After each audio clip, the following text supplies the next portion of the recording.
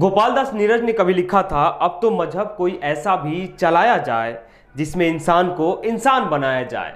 नमस्कार, आप देख रहे हैं दी कंटाप, मैं हूं प्रफुल्ल। वाकई में अब इंसान को इंसान बनाने की जरूरत है, क्योंकि इंसान अब मानवता को भूलकर राक्षस बन गया है, शैतान बन गया है, यानी इब्लीस का औलाद बन गया है। अब ये बातें मैं क्यों कर रहा हूं? क्योंकि शैतानों को हर चीज से समस्या होती है, इसीलिए अब उनको जरूरत है इंसान बनाने की। और गोपाल दास नीरज की ये दो लाइनें सटीक बैठ रही है, क्योंकि नफरत का कारोबार इस कदर हावी हुआ है कि अब कोई भी संस्थान उस नफरत के आग से बाहर नहीं है, यानी सभी संस्थानों को नफरत की आग ने अपने जद में ले रखी है। इसीलिए अब नफरती कारोबार अब स्कूल कॉलेज जैसे संस्थानों में भी शुरू हो गए हैं। कॉलेजों को, स्कूलों को अखाड़ा बना दिया जाता है, यानी बच्चे अब हिंदू और मुसलमान बनाकर एक दूसरे के सामने खड़े कर दिए जाते हैं। पहले मंदिरों और मस्जिदों को लड़ाया जाता है, पहले गीता और कुरान में भेद किए जाते हैं, उसके बाद बच्चों के अंदर भी भेद पैदा कर दिए जाते हैं। यानी शुरुआत इसकी होती है और देखते ही देखते यह आग बहुत ही गहरी होती चली जाती है। खैर, हम इस बात को इसलिए कह रहे हैं क्योंकि मेवात से एक वीडियो सोशल मीडिया पे शेयर किए जा रहे हैं, क्योंकि वो मेवात की वीडियो है, हरियाणा की वीडियो है। हरियाणा के मेवात के कॉलेज में कुछ मुस्लिम बच्चे जौहर की नमाज पढ़ रहे हैं। कॉलेज का नाम है अनंगपुरीरा कॉलेज है, और उसमें किनारे पे कुछ मुस्लिम बच्चे जो है जौहर की नमाज पढ़ रहे हैं।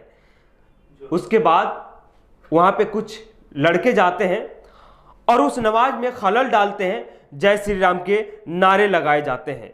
तब मुस्लिम स्टूडेंट जो वहां के प्रशासन के लोग हैं, प्रशासनिक लोग हैं, उनके पास उम्मीद लेकर जाते हैं कि हमें इंसाफ मिलेगा, न्याय मिलेगा, क्योंकि भारत में न्याय को प्रथम दृष्टया से देखा जाता है और प्राथमिकता भी है प्रशासनिक लोगों के, या राजा हो या प्रधानमंत्री हो, मंत्री हो, सभी की तरफ लोग उम्मीद से देखते हैं कि हमें इंसाफ मिलेगा।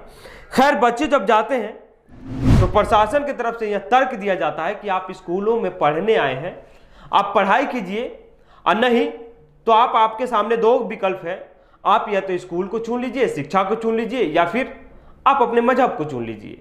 यानी आपको मजहब को मानना है तो सीधा और साफ संकेत है इनडायरेक्ट रूप से कि आप अगर मजहब को मानना चाहते हैं तो आप बाहर चले जाइए।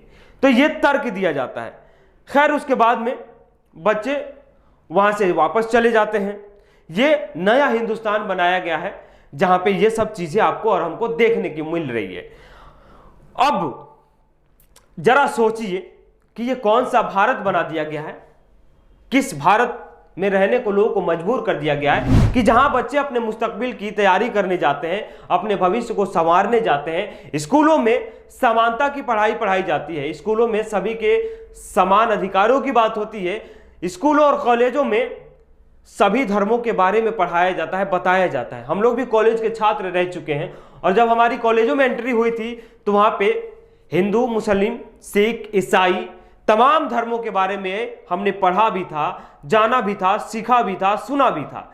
उसके लिए अलग अलग फैकल्टी रखी जाती है ताकि आपके सभी धर्मों को बताया जा सके, आपको बताया जा सके कि हिंदू मजहब में क्या है, मुस्लिम मजहब में क्या है, सिख में क्या है, बौद्ध में क्या है, पारसी धर्म में क्या है, और सभी धर्मों के एक तुलनात्मक अध्ययन भी कराए जाते हैं। लेकिन अब हालम यह हो गया है कि अब स्कूलों और कॉलेजों में अगर आप कहीं नमाज पढ़ रहे हैं, आप कहीं पूजा पाठ कर रहे हैं, आप कहीं हनुमान चालीसा पढ़ रहे हैं, तो वहां पे किसी को आपत्ति हो जा रही है। ये नया भारत बना दिया गया है, और इन सब विवादों पे कहीं ना कहीं हमारे प्रधान सेवक की मौन स्वीकृति भी है, क्योंकि प्रधान सेवक बहुत संवेदनशील इंसान है।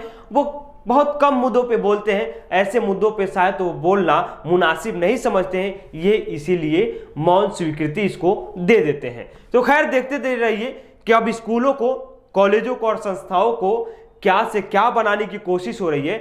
अब शिक्षा को क्या बनाया जा रहा है, नई शिक्षा नीति आई है, अब उसको किस तरीके से बच्चों के जहन में डाले जाएंगे, ये तो आने वाला कल पे डिपेंड करता है, आने वाले कल पे निर्भर है कि बच्चों का भविष्य अब कैसा होगा। बच्चे स्कूलों में जाएंगे तो वहां से कलेक्टर, एसपी, डीएसपी या वैज्ञानिक निकल के बाहर निकलेंगे, या फिर सन्यासी, हिंदू, मुसलमान, ढोंगी, मौलवी ये सब बन के निकलेंगे, ये तो खैर आने वाला कल बताएगा। खैर देखते रहिए, ऐसी खबरें हम आप तक इसलिए भी लाते हैं ताकि आप देखें, सोचें, समझें और इसको दुरुस्त करने की कोशिश भी करें, क्योंकि आपके आसपास ऐसी घटनाएं घटित होती रहती है और समाज में रहने के नाते आपका दायित्व तो बनता है कि आप ऐसी घटनाओं पर रोक लगाएं और हिंदू और मुसलमान जहां पे हो वहां पे भाईचारे की मिसाल भी कायम करें। तो खैर आपसे ये मेरा आग्रह है कि आप ऐसी खबरों को अगर देखते हैं तो उसको सही नजरिए से देखें, सही तरीके से देखें और हमारे चैनल को सब्सक्राइब भी कीजिए